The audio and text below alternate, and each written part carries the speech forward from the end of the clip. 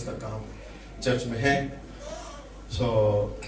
कुछ चर्च की बातें हैं जो हमारे सामने परमेश्वर ने 2026 के लिए, हमने कल रात को बैठक किया यहाँ सारे स्टाफ मिल के, और हमने डिसीजन लिया कि 2026 के अंदर हम सेवकाई को और मजबूत स्ट्रॉन्ग करेंगे और अच्छे से सेवकाई करेंगे।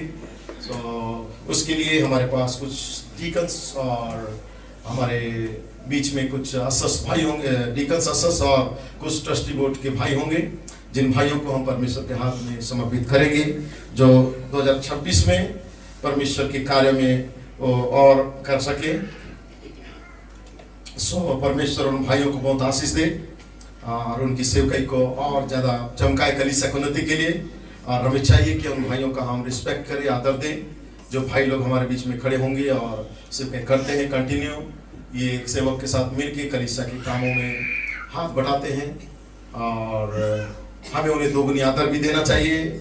और उनकी सेवकाई को, उनकी आज्ञाओं को, कलीसिया की व्यवस्था के लिए यदि कुछ करते हैं उसे हमें मानना चाहिए, क्योंकि ये हमारा विश्वास का रीति है, जिस विश्वास को हमने पाया है नबी और प्रेरित के द्वारा या वर्तमान मिनिस्ट्री के द्वारा।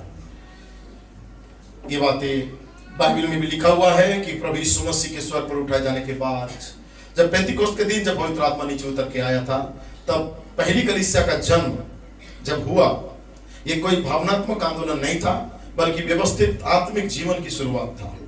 इसलिए प्रेरितों के काम जो दूसरी अध्याय था, ये पेंतीकोस्त के बाद जब पवित्र आत्मा उतरा था और कलीसिया का जब जन्म हुआ था, पहली कलीसिया का, उस समय का ये पहला शिक्षा था। और वो शिक्षा था अपने आप को टेढ़ी जाति से बचा के रखो। तब सुनने वालों का हृदय छीत गए और पतरस और शेष प्रेरितों से पूछने लगे कि भाइयों हम क्या करें। तो पतरस ने उनसे कहा, मन फिराओ और तुम में से हर एक अपनी पापों की क्षमा के लिए प्रभु यीशु मसीह के नाम में बपतिस्मा ले, तब तुम पवित्र आत्मा का दान पाओगे, क्योंकि ये प्रतिज्ञा तुम और तुम्हारी संतान और उन सब दूर दूर के लोगों के लिए है जिनको प्रभु परमेश्वर अपने पास बुलाता है। उसने बहुत और बातों की गवाही दे देकर समझाया कि अपने आप को टेढ़ी जाति से बचा कर रखो। जिन्होंने उनका वचन ग्रहण किया वे ही बपतिस्मा लिए, और उसी दिन 3000 मनुष्य के लगभग उनमें मिल गए, और प्रेरितों के साथ शिक्षा पाने, संगति करने, रोटी तोड़ने और प्रार्थना करने में वे लोग लौलीन रहे। और सब लोगों में भय छाता गया कलीसिया के ऑर्डर को देख के, और बहुत से अद्भुत काम और चिन्ह चमत्कार तब वो कलीसिया में होने लगे, और वे सब विश्वास करने वाले एक साथ इकट्ठा रहते थे, और उनकी सब वस्तुएं साझे की थी, और वे अपनी संपत्ति और सामान बेच कर जैसा जिसकी आवश्यकता होती थी एक दूसरे को बांट दिया करते थे। और वे प्रतिदिन एक मन होकर मंदिर में इकट्ठा होते थे और घर घर रोटी तोड़ते थे और आनंद और मन की सीधाई से भोजन किया करते थे और परमेश्वर की स्तुति करते थे, और सब लोग उनसे प्रसन्न रहते थे, और जो उद्धार पाते थे उनको प्रभु प्रतिदिन उनमें मिला दिया करता था। तब प्रेरितों के काम 4 अध्याय में आते हैं एक नया शुरुआत करने के लिए। और जब वे प्रार्थना कर चुके थे तो वहां पर स्थान पर जब इकट्ठा थे हिल गया, और वे सब पवित्र आत्मा से परिपूर्ण हो गए। अब परमेश्वर का वचन हियाव से सुनाते रहे, और विश्वास करने वाली की मंडली एक चित्त और एक मन होकर, यहाँ तक कि कोई भी अपनी संपत्ति अपनी नहीं कहता था, परंतु सब कुछ साझे कर दिया था। प्रेरित बड़ी सामर्थ्य से प्रभु यीशु मसीह के जी उठने की गवाही देते रहते थे, और उन पर बड़ा अनुग्रह हुआ था।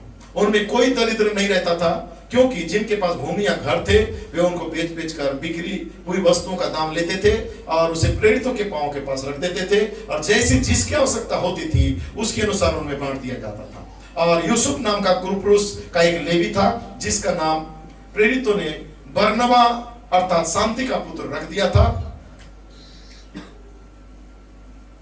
उसकी कुछ भूमि थी जिसे उसने बेचा था और दाम के रुपया को लेकर प्रेरितों के पांव में रख दिया था। परंतु पतरस फिर उसके बाद हनन्याह सफीरा का बात आता है, फिर उन्होंने उसको झूठ बोला, क्योंकि अभी यूसुफ पूरा किया, लेकिन उसी का चर्च में हनन्याह सफीरा थे, वो लोग उसकी आज्ञा नहीं माने और उन्होंने पवित्र आत्मा के खिलाफ झूठ बोला। तब पतरस ने उससे कहा, मैं शॉर्टकट पढ़ रहा हूँ, हे हनन्याह, शैतान ने तेरे मन में विचार क्यों डाला कि तू पवित्र आत्मा से झूठ बोले और भूमि के दाम में से कुछ रख छोड़े। तब अगला काम जो हुआ आप जानते हैं, हनन्याह और सफीरा को परमेश्वर ने उस झुंड के बीच में से आज्ञा नहीं मानने के चलते और पाप करने के चलते उन्हें दंडित किया और दोनों को वहीं पे गाड़ा गया। इसलिए 1 कुरिन्थियों 14:12 कहता है, इसलिए तुम भी सब आत्मिक वरदानों की धुन में रहो, तो ऐसा प्रयत्न करो कि तुम्हारे वरदान की उन्नति से कलीसिया की उन्नति हो सके, तुम्हारे वरदान गिफ्ट के द्वारा। तब हमारे बीच में जो डीकन्स और कार्यकर्ताओं का पुनः जो समर्पण किया जा रहा है, उनका नियुक्ति किया जा रहा है, उसके लिए ब्रदर ब्लूएट ने भी अपने चर्च के अंदर डीकन का नियुक्ति रविवार के दिन किया, क्योंकि हर साल वो रीऑर्डिनेशन करते हैं ताकि डीकन अगले साल भी यदि चाहते हैं वो कार्य करे। और यदि कोई कहता है कि हमने पिछला साल अच्छा काम किया लेकिन इस साल हमको समय नहीं है, हम बिजी हो चुके हैं अपनी लाइफ में या फैमिली लाइफ में, तो हम केवल आके मेंबर रहेंगे और हम सेवा का कार्य नहीं करेंगे, तो उसके जगह में किसी को डीकन रखा जाता था। भाई ब्रनम का ऑर्डर में कहा गया और भाई ब्रनम का चर्च में भी ऐसे हुआ था। सो डीकनों का स्थान में रखा जाना, ये किताब का नाम है जिसे भाई ब्रनम ने इसे प्रचार किया था। और ये किताब कब प्रचार किया मैं आपको बता देना चाहता हूँ। ये है 20 जुलाई 1958 को भाई ब्रनम ने डीकनों का स्थान में रखा जाना इस किताब को बोला, जिसे भाई ब्रनम डीकनों का पुनः नियुक्ति के टाइम में पढ़ते थे और उसे रविवार के दिन ब्रदर ब्लूएट ने भी पढ़ा। तो हमारा चर्च का आधार है प्रॉफिट का मैसेज या प्रेरित का मैसेज और बाइबल। सो भाई ब्रनम यहाँ पे पढ़ते हैं, ऐसा है कि पहले कुछ डीकनों को कलीसिया के अंदर स्थान में रखा जाना है, नया साल में रखा जाना है, और यहाँ हमारी छोटी सी कलीसिया में स्वयं का एक स्वतंत्र अधिकार है। इस कलीसिया को कोई संप्रदाय नहीं है, कोई संस्था या कोई दूसरा व्यक्ति इस कलीसिया को लीड नहीं करता है संप्रदाय के ऊपर, या ऐसा कुछ भी नहीं है कि कोई दूसरा व्यक्ति इनके डीकनों को कहीं और भेज दे या पास्टर को भेज दे। वो स्वयं हमारे कलीसिया का मेंबर्स डीकनों को चुनते हैं या अपने पास्टर का चुनाव करते हैं या अपने ट्रस्टियों का चुनाव करती है। एक कलीसिया में आने जाने वाले प्रत्येक चीज का चुनाव करती है जो कलीसिया का उन्नति के लिए है। किसी भी चीज पर किसी एक व्यक्ति का नियंत्रण नहीं होता है, ये कलीसिया का अधिकार होता है। और कलीसिया वे होते हैं, यहाँ पे कहते हैं कलीसिया का डिसीजन, कलीसिया का निर्णय होता है, लेकिन कलीसिया अर्थात चर्च का मेंबर वो होते हैं जो आकर अपनी उपस्थिति अटेंडेंस देना चाहिए। चर्च में उसकी अटेंडेंस ज्यादा रहना चाहिए। जैसे स्कूल में बच्चे का अटेंडेंस कम होता है तो एग्जाम में नहीं बिठाया जाता है या उसको पनिश किया जाता है, तो नबी कहता है कि कलीसिया का मेंबर उसे माना जाएगा जो कलीसिया में अपना उपस्थिति अटेंडेंस ज्यादा देता है और अपने आय का दशमांश देता है और अपना प्रेम दान के द्वारा जो कलीसिया का जो डॉक्ट्रिन है उस समर्थन करता है। ये तीन बातें ही एक व्यक्ति कलीसिया का मेंबर कहा जाता है। हमेशा ऐसे ही लोग होते हैं जिनके पास कलीसिया में ऐसी बातों को स्थान में रखने के विषय में या किसी को चुनने के लिए या आपका राय को कलीसिया यदि सुनना चाहिए, उसके लिए आपके पास वैध अधिकार तब होगा जब आप अपने चर्च में रेगुलर संगति करेंगे, रेगुलर हर दशमांश देंगे और चर्च के प्रेम दान आप देते हैं, उन्हीं के पास ही वैध अधिकार होगा, नबी कहता है। और मैं इसके पहले डीकनों के बोर्ड समिति को धन्यवाद देना चाहता हूं और मैं इसे यहां से सारी कलीसिया के लिए कहता हूं, जितने भी जगह से जुड़े हुए हैं हमारे भाई लोग, हमारे पास यहाँ पे केसिंगा से भाई उत्तम जुड़े हुए हैं और उसके साथ झुंड है, और डावड़ी से भाई सुशील है और उनका झुंड जुड़ा हुआ है, रायपुर से ब्रदर कालेब जुड़े हुए हैं, गॉड ब्लेस यू, और पूरा रायपुर का झुंड जुड़ा हुआ है, और अनेक चर्चों से भी लोग जुड़े हैं जिन्होंने वीडियो ऑन नहीं किया है, शायद दयाल भाई भी होंगे यहाँ पे। सो ऐसे बहुत सारे भाई लोग हैं और अनेक हमारे चर्च के लोग हैं, दिख नहीं रहा है, थोड़ा सा कम दिख रहा है लेकिन आप पहचान पा रहे होंगे। तो मैं धन्यवाद देना चाहता हूं उन डीकन बोर्ड का, उनकी समिति का, जो पिछले साल उन्होंने अपनी सेवक के द्वारा कलीसिया के लिए बहुत ही सहयोग किए हैं। Praise the Lord. सब सराहना करते हैं भाइयों का जो हमारे सामने देख रहे हैं, और यहाँ के डीकन्स का, जैसे भाई ब्रनम कहता मैं कह रहा हूँ, यदि उन भाइयों में से यहाँ कोई है जो कि भाई कहते हैं कि कुछ भाई ऐसा थे जो सेवकाई बहुत अच्छे से उन्होंने किया, हर बार हमेशा ही कलीसिया के नियमों के अनुसार हर वर्ष डीकन और ट्रस्टी अपना समय अपने आप ही अपने स्थान को ले लेते थे, और यदि वे वापस आना चाहते थे तो अच्छी बात रहता था। यदि पिछले साल जो किया है इस साल भी करना चाहता है सेवकाई तो उसके लिए अच्छी बात है। यदि वे वापस नहीं आना चाहते तो उनके स्थान में किसी और को हमें रखना होगा ताकि वो उस बोर्ड में, डीकन बोर्ड के अंदर वो शामिल हो जाए, और जो नहीं करना चाहता है वो प्यार से इस्तीफा देके एक मेंबर्स रह के चर्च में अपने फैमिली के साथ आ सकता है। नबी जो बोल रहा है उसे कह रहा हूं। अब तब कहते हैं एक रात को मैंने ट्रस्टी बोर्ड को फोन किया, जो कि वहां पर एक नया ट्रस्टी बोर्ड का समिति गठन हुआ था, और मैंने ध्यान दिया कि आज रात यहाँ पर भाई लूथर मैकडॉवेल है और हम उन्हें यहाँ देखकर खुश है। भाई ब्रनम कहते हैं जो पहले ट्रस्टी बोर्ड पर थे। मैं इस सप्ताह यह देखने के लिए गया और जांच करने के लिए कि एक फोटोस्टैटिक कॉपी का प्रतिलिपि बनाई गई थी, जिसे कलीसिया के सामने भी रखा गया था। इस समय दे दूंगा कि अब कलीसिया के ट्रस्टी भाई विलियम मॉर्गन, भाई माइक ईगन और भाई एक्सवुड और भाई रॉय रॉबर्टसन है। लेकिन ये जो भाई था पहले ट्रस्टी था, लेकिन वो नहीं, और वे इसी शहर के हैं, सिवाय भाई रॉबर्टसन के जो दूसरे शहरों में के बीच में से आते हैं। प्रभु ने उन लोगों में उचित गुण पाए, और जब उनका गुण, उनका सेवकाई लायक बहुत अच्छा था, वे आदरणीय व्यक्ति रहे थे कलीसिया में उनका नाम खराब नहीं था, कलीसिया के सामने उनकी सेवकाई बहुत अच्छा था, उनका लाइफ, उनका जीवन, उनका गुण, तो वो व्यक्ति रहे। उन्होंने अब इस कलीसिया के ट्रस्टी या खजांची के रूप में कर्तव्य को ग्रहण कर लिया था। फिर जिस समय यह बैठक चल रही थी, तब एक सहायक पास्टर के द्वारा बताया गया था कि हम डीकन के एक नया बोर्ड या समिति के चुनाव के लिए, इन लोगों ने अपनी सेवा की अवधि को पूरा जब कर लिया 1 साल, तो कुछ लोग त्याग पत्र देना चाहते हैं, इस्तीफा देना चाहते हैं। उसके बाद इसे कुछ और डीकन को चुनना होगा, कलीसिया में कोई नया डीकन को। लेकिन हमारे पास तो त्याग पत्र नहीं दे रहे, इसलिए उसे डीकन को हम कर रहे हैं। लेकिन पढ़ रहा हूं जो लिखा है, जिस तरह से किया जाता है ऐसा है कि बोर्ड या समिति डीकनों को नियुक्त कर सकता है। कोई नया डीकन बनना चाहता है तो बोर्ड करेगा, ट्रस्टी बोर्ड मिलेंगे और नया डीकन का नियुक्ति वो लोग करेंगे, क्योंकि वे व्यक्ति जिसके साथ उन्होंने संगति की है और आदरणीय और धर्मी मनुष्य के रूप में पाया जाए, तब ट्रस्टी बोर्ड का मेंबर चेक करेगा कि ये व्यक्ति अच्छा है, जो हमारे साथ रह के बहुत अच्छा काम किया है। उन्हीं में से किसी को वो डीकन बनाते हैं। एक डीकन का पद एक बहुत ही बड़ा कर्तव्य स्थान होता है, और कलीसिया में डीकन होना प्रभु के लिए एक महान सम्मान की बात है। डीकन एक उपयाजक है, डीकन एक उपयाजक है, और इसीलिए उस रात की बैठक में कुछ लोगों को मेरे पास बुलाया गया, और जब परमेश्वर पास्टर के साथ भेंट हुई, तो अगले इस पिछले शुक्रवार को इस मनुष्य से सहमत था कि वे सम्मानित और धर्मी था। शुक्रवार के दिन ही उन्होंने इस बात को किया ताकि रविवार को अनाउंस करें। एक युवा पुरुष जिसे उन्होंने पाया, और वह बिल्कुल भी योग्य नहीं था, एक जवान लड़का, इसलिए नहीं कि वह सही प्रकार का मनुष्य नहीं था। उस एक व्यक्ति के लिए एक सुझाव हमारे ट्रस्टी बोर्ड के सामने सम्मानीय व्यक्ति द्वारा दिया गया था, लेकिन जब पास्टर और मैं एक साथ आए और मैंने उसकी उम्र के बारे में जब पूछा, तब मुझे पता चला कि उस व्यक्ति का उम्र मात्र 20 साल का था। सम्मानित और धर्मी और सच्चा मनुष्य जरूर था, लेकिन हम पाते हैं कि वह कुंवारा व्यक्ति था। बाइबल मांग करता है डीकन एक विवाहित पुरुष होना चाहिए, उसे अवश्य एक पत्नी का पति होना चाहिए। यदि कोई डीकन का काम करता है, वो विवाहित होना चाहिए, और एक पत्नी उसके पास, एक ही पत्नी होना चाहिए, उसका दूसरे के साथ अफेयर भी नहीं होना चाहिए। फिर एक और पुरुष जो ये योग्य नहीं था, क्योंकि ये बहुत अच्छा था लेकिन शादीशुदा नहीं था। फिर एक और पुरुष जो एक बहुत ही सम्मानित व्यक्ति था, उस काम के लिए बहुत ही योग्य था, एक वफादार व्यक्ति बन सकता था वो, जैसा कि एक भाई ने उसका सुझाव हमारे सामने दिया। जब इसको हमने रिजेक्ट किया तो ठोकर नहीं खाया, लेकिन उसके जगह में इस पोस्ट के लिए जैसा मांग था, दूसरा व्यक्ति को खड़ा कर दिया गया। तब मामले की जांच करने से पता चला कि भाई हाल ही में इस विश्वास में आया था, नया नया विश्वास को ग्रहण किया था, शादीशुदा था, आत्मिक था, धर्मी था, लेकिन नया नया आया था। तो उसकी पत्नी इसमें विश्वास नहीं करती थी, इस प्रेरणा के ऊपर उसका पत्नी का विश्वास नहीं था।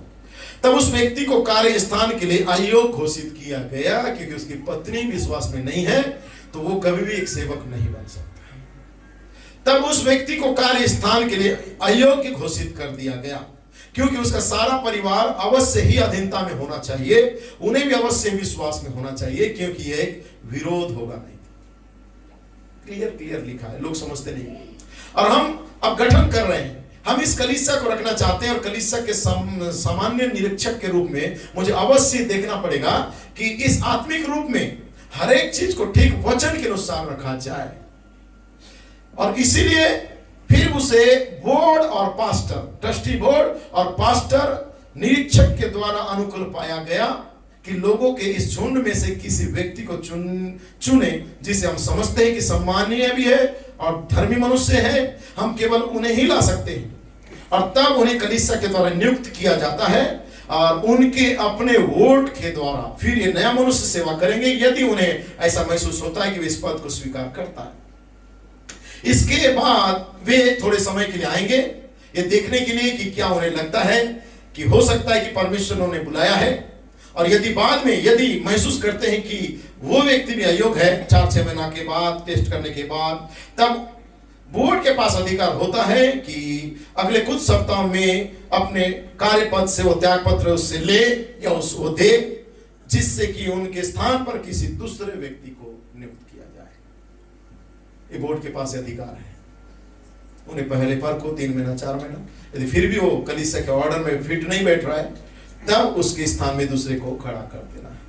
हालांकि बेदारी के शुरुआत में ही यदि परमेश्वर ने चाहा तो जैसा मुझे थोड़ा सा आराम मिल जाता है, भाई कहते हैं कि मैं आराधनालय में रुकना चाहूंगा और डीकनों के ऊपर मैं हाथ रखना चाहूंगा और अभिषेक करेंगे। इस कलीसिया में डीकन और कोषाध्यक्ष को, अर्थात जो ट्रेजरर है उसको, लेकिन पहले इन्हें अवश्य नियुक्त किया जाना है। देखना है कि वे इसे किस तरह से पसंद करते हैं, किस तरह से सभा के लोग इसे पसंद करते हैं।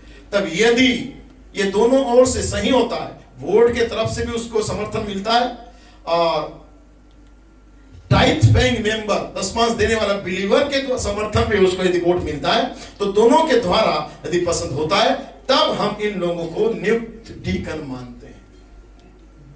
ठीक इसी तरह से ट्रस्टी लोगों को चुना जाता है। समझ रहे हैं? तो आज मैं तो जो भाई लोग रेगुलर कर रहे हैं उन्हें हम जरूर यहां पे खड़ा करेंगे, लेकिन इन्हें 3-4 महीना तक का देखा जाएगा, और उसके बाद यदि टाइथ पेइंग मेंबर कोई शिकायत करेगा कि इनमें से ये नहीं चाहिए, ये चाहिए, क्योंकि इसका हम बहुत चीज जानते हैं कुछ, तो निरीक्षण किया जाएगा। उसके बाद बोर्ड और टाइथ पेइंग मेंबर मिलके जो डिसीजन लेंगे उसके अनुसार उनको कंटिन्यू घोषित किया जाएगा। यदि सही रहेगा तो वो इस कार्य को कर सकता है। 3 मंथ ये कलीसिया का स्वयं में सर्वोच्च अधिकार है और व्यवस्था है परमेश्वर के वचन के द्वारा, इसलिए कि वे अब ऐसा नहीं कर सकते कि मैं सोचता हूं कि मनुष्य एक सही मनुष्य नहीं होगा, ऐसा नहीं है। भाई नेविल सोचते हैं कि मनुष्य एक सही मनुष्य होगा, या एक ट्रस्टी बोर्ड सोचता है कि मनुष्य एक सही मनुष्य होगा। इसे तो कलीसिया के द्वारा होना है। यहां कोई भी अपने आप में कुछ नहीं कर सकता, ये कलीसिया का वोट होता है। ये एक स्वयं में सर्वोच्च अधिकार रखने वाली कलीसिया है। इसलिए 1937 में जब बाढ़ में पहले नियमों के संग्रह के पन्ने को नष्ट कर दिया गया, हमने उनकी कॉपी कर रखी थी। भाई कहते हैं उसका प्रतिलिपि मेरे पास था और इसे जल्द ही यहाँ दीवार पर टांग देंगे हम, ट्रस्टी और डीकन और दोनों के साथ कोषाध्यक्ष जो ट्रेजरर है, खजांची है, और यदि और इत्यादि कर्तव्य पास्टर सहयोगी और इत्यादि का परमेश्वर के अनुग्रह के द्वारा यह मुझे बताया गया है। और इस कलीसिया के बोर्ड के जरिए से 100% वोट मिले हैं कि उन्होंने यह भाई हॉलिन्स हिकरसन को धर्मी सम्मानित व्यक्ति के रूप में पाया है और इस पद में की श्रेणी में है और इस आराधनालय के डीकन होने के महान सम्मान को ग्रहण कर सकता है। इसके अलावा हमने और कुछ आदरणीय व्यक्ति को पाया है और तब उनको लाया गया और फिर कलीसिया ने इस पक्ष में पाया और भाई टोनी सावेल और एक सम्मानित धर्मी व्यक्ति थे। फिर ट्रस्टी बोर्ड और पास्टरों के सामने उनका समर्थन किया गया कि उनसे कहे कि इस आराधनालय में डीकन के पद को स्वीकार करें। यह भी मांग की गई और उन्हें हमारे बीच में एक आदरणीय व्यक्ति पाया गया, एक आदरणीय मनुष्य के रूप में। तब कहते हैं उन्हें लाया गया, बोर्ड और पास्टर ने उस महान पद को स्वीकार करे और इस आराधनालय का डीकन होने के लिए काम को करे। और तब वहां पे, मैं पूरा नहीं पढ़ रहा हूं, वहां पे भाई ब्रनम ने सारी बातों को किया और तब उन्होंने भाई नेविल को खड़ा किया और पहला तीमुथियुस 3:8-13 को ब्रदर नेविल को खड़ा करके बोलते हैं, भाई नेविल आप पहला तीमुथियुस 3:8-13 को पढ़िए। तब नेविल ने पहला तीमुथियुस 3:8-13 को पढ़ते हैं। इसी प्रकार से डीकन को अवश्य है कि गंभीर होना चाहिए, दो रंगी पियक्कड़ और नीच कमाई का लोभी ना हो, पर विश्वास के भेद को शुद्ध विवेक से सुरक्षित रखे। ये भी पहले परखे जाए, तब यदि वे निर्दोष निकले तो डीकन का काम करे। इसी प्रकार से पत्नियों को भी गंभीर होना चाहिए, डीकन की दोष लगाने वाली ना हो, पर सचेत और सब बातों में विश्वास योग्य हो। डीकन है कि पत्नी की पति हो और लड़के वाले और अपने परिवार और घर का प्रबंध करना जानता हो, क्योंकि जो डीकन का काम अच्छी तरह से कर सकते हैं वे अपनी रक्षा पद प्राप्त करते हैं और उस विश्वास में जो मसीह यीशु पर है बड़ा ही आप प्राप्त करते हैं। आमीन। तब भाई ने इसको पढ़ा और कलीसिया जानती है कि क्या है, या आपके लिए डीकन बोर्ड और आपके ट्रस्टी या खजांची का चुना जा रहा है, तो प्रभु यीशु मसीह की उपस्थिति में उन्होंने प्रार्थना के साथ उनके ऊपर हाथ रखे और उनके लिए प्रार्थना की। मैंने 5 पन्ना तक का पढ़ा है। ये प्रॉफिट का कोड था। इसलिए हमारे बीच में जब डीकन कोई खड़ा होता है या कोई ट्रस्टी मेंबर खड़ा होता है, उसे विशेषकर ईमानदार होना है, उनके परिवार को ईमानदार होना है, उनकी वाइफ को झगड़ालू नहीं होना है, इधर की बातें उधर करने वाली नहीं होना है, सुशील सभ्य होना है, और 3 बातों में उन्हें योग्य पाया जाना चाहिए: चर्च की उपस्थिति, चर्च का डोनेशन या दान में हाथ देना डॉक्ट्रिन के अंदर, और तीसरी बात टाइट। ये तीनों में से कोई एक में भी वो चूक कर रहा है, वो डीकन नहीं हो सकता या ट्रस्टी नहीं हो सकता। और इसको चुनने वाले भी जो वोट डालता है, वो व्यक्ति ही वोट डालेगा जो 3 बातों में मेंबरशिप लिया। जैसे कि भाई ब्रनम ने कहा है कि यदि कोई मोटरसाइकिल चलाना चाहता है तो तुम्हें लाइसेंस जरूरत पड़ता है। बिना लाइसेंस का आप इलीगल गैर कानूनी तरीका से मोटरसाइकिल या कार चलाते हो, यदि चलाते हुए पकड़ा गया, तुम्हारे गाड़ी को या तुम्हें अंदर किया जाएगा या जुर्माना ठोका जाएगा, क्योंकि तुम्हारे पास लाइसेंस नहीं। तो एक दुनिया में एक मोटरसाइकिल या कार चलाने के लिए लाइसेंस की आवश्यकता है। यदि तुम इंडिया के नागरिक हो, इस नागरिकता को प्रूफ करने के लिए तुम्हारे पास क्या है? आधार कार्ड, पैन कार्ड या वोटर आईडी कार्ड। इसके बिना तुम इंडियन हो, ये कोई पहचान नहीं है। तुम्हारी नागरिकता का पहचान तुम्हारा आधार कार्ड या आधार कार्ड है, जिसके लिए हम लंबा लाइन बना के हम लगे रहते हैं ताकि हमको मेंबरशिप मिल जाए, इंडियन का नागरिकता मिल जाए। यदि कोई विदेश आना चाहता है, उसके पास पासपोर्ट होना चाहिए, वीजा होना चाहिए। सही है?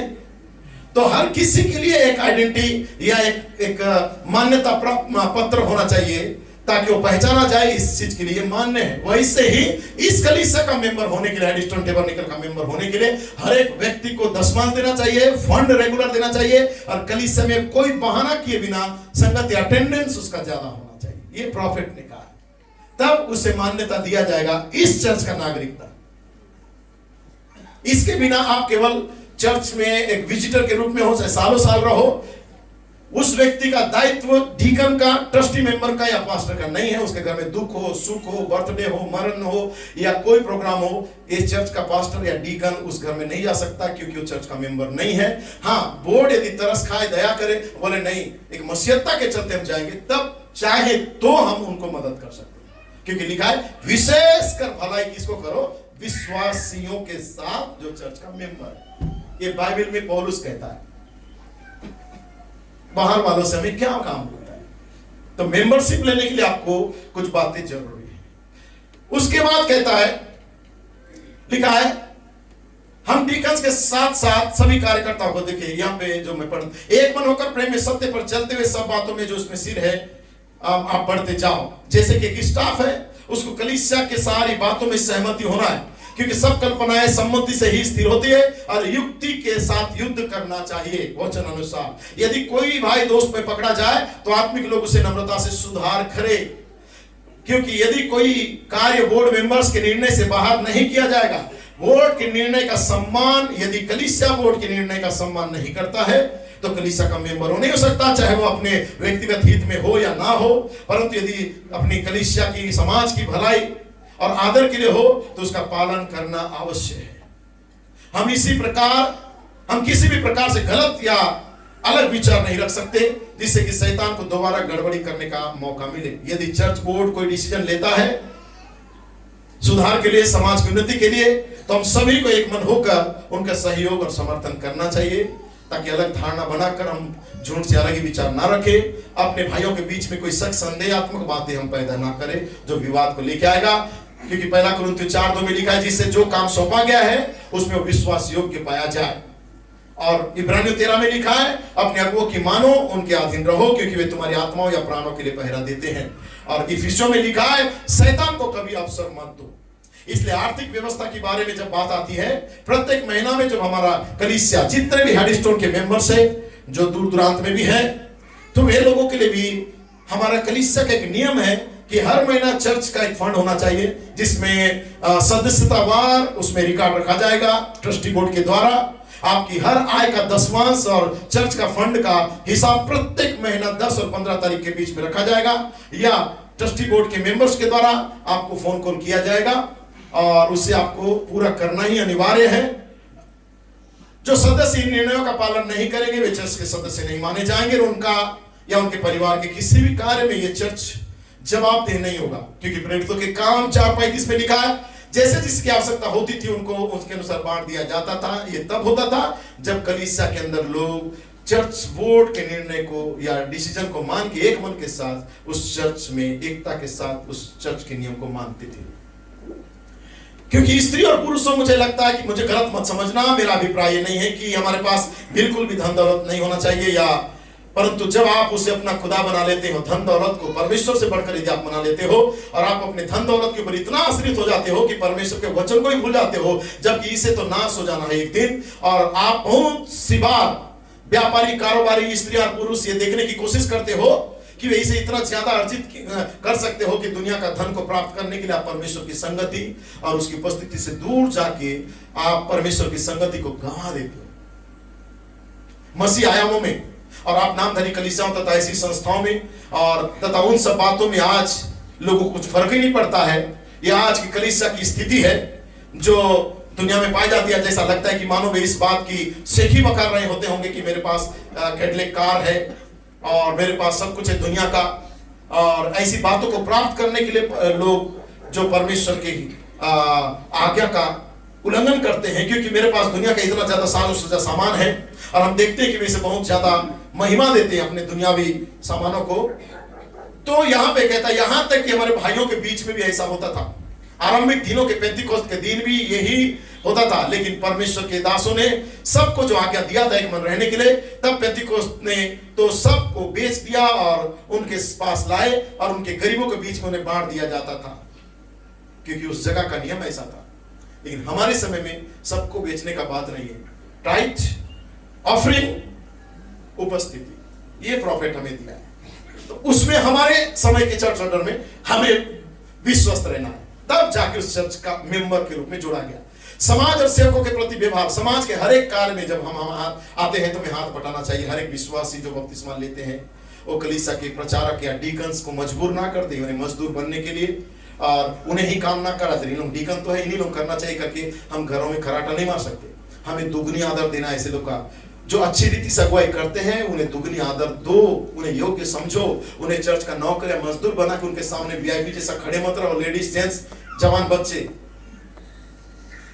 हमें शर्मिंदा होना चाहिए। हमारे सेवक लोग कोई चीज में हाथ का बटा रहे ना, उन्हें बैठने देना चाहिए। बाइबल कहता है उन्हें दोगुनी आदर की योग्य समझो। नेतृत्व की व्यवस्था जब परमेश्वर पास्टर के हाथ में जिम्मेदारी देता है और हेड डीकन की नेतृत्व का जो व्यवस्था पास्टर जो कर रहा है, इसके बाद कलीसिया का ट्रस्टी बोर्ड का होता है जहां पे हेड डीकन होते हैं और कुछ एल्डर्स पाए जाते हैं, ताकि एल्डर्स और डीकन्स मिल के जो बोर्ड चलाते हैं ट्रस्टी बोर्ड को, वो पास्टर की अनुपस्थिति में कलीसिया के लिए डिसीजन ले सकता है कि इसको क्या चाहिए नहीं चाहिए, मिल के बात कर सकता है। लेकिन वो भी विदाउट पास्टर का अनुमति या वचन के बाहर नहीं कर सकता, क्योंकि 7 मोहरों का किताब में लिखा है डीकन और ट्रस्टी मिलकर पास्टर की मिनिस्ट्री को ऊंचा उठाएगा। सो हे मेरे भाइयों, मैं तुमसे विनती करता हूं कि जो लोग इस शिक्षा के विपरीत जो हमने तुम्हें बताई है फुट डालकर ठोकर का कारण बन के तुम्हारे पास आते हैं, उन्हें ताड़ दिया करो और ऐसे व्यक्ति से दूर रहो जो तुम्हारे चर्च बोर्ड की व्यवस्था के खिलाफ आपको सिखाता है। देखो भाइयों, एक साथ रहना कितना भला और मनोहर बात है। वचन संहिता में लिखा है उस सेवा के विषय में जो पवित्र लोगों के लिए की जाती है, मुझे तुमको लिखना अवश्य जाना, क्योंकि मैं तुम्हारे मन की तैयारी को जानता हूं, जिसके कारण मैं तुम्हारे विषय में मकी दुनिया के सामने घमंड भी करता था। क्या क्या के लोग वर्ष तैयार हुए और तुम्हारे उत्साह ने और बहुतों को भी उभार दिया।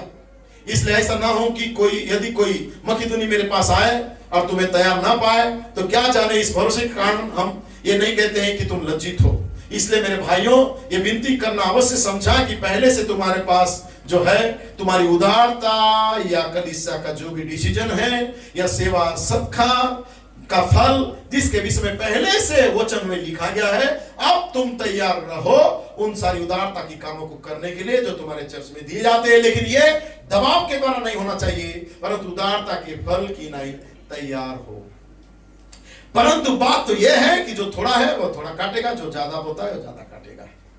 लेकिन हर एक मनुष्य जैसे उन्हें दिया गया है उसके अनुसार करें, बिना कुड़कुड़ाए, दबाव से नहीं, हर्ष से परमेश्वर के वचन को प्रेम के साथ वो पूरा करें। ये पहला कृत्यों में लिखा गया। सो इसे कंटिन्यू नहीं कर रहा हूं, ज्यादा मैं नहीं पढ़ रहा हूं, केवल थोड़ा जानकारी चर्च कैसा होना चाहिए और जो पोस्ट में होते हुए कैसा होना चाहिए, केवल वचन अनुसार मैंने बताया और नबी का मैसेज के अनुसार। और जो बातें हैं इसको शायद आपको भेज दिया गया था, इस बातों को जरूर ध्यान देंगे कि ब्रदर ब्लूएट ने भी जो बोला इसमें लिखा हुआ है उसे मैं यहीं पे रोक दे रहा हूं। तो मैं चाहता हूं कि इसके बाद हम इस वचन के आधार पे हमारे बीच में सेवकों को, डीकनों को हम बुलाएं।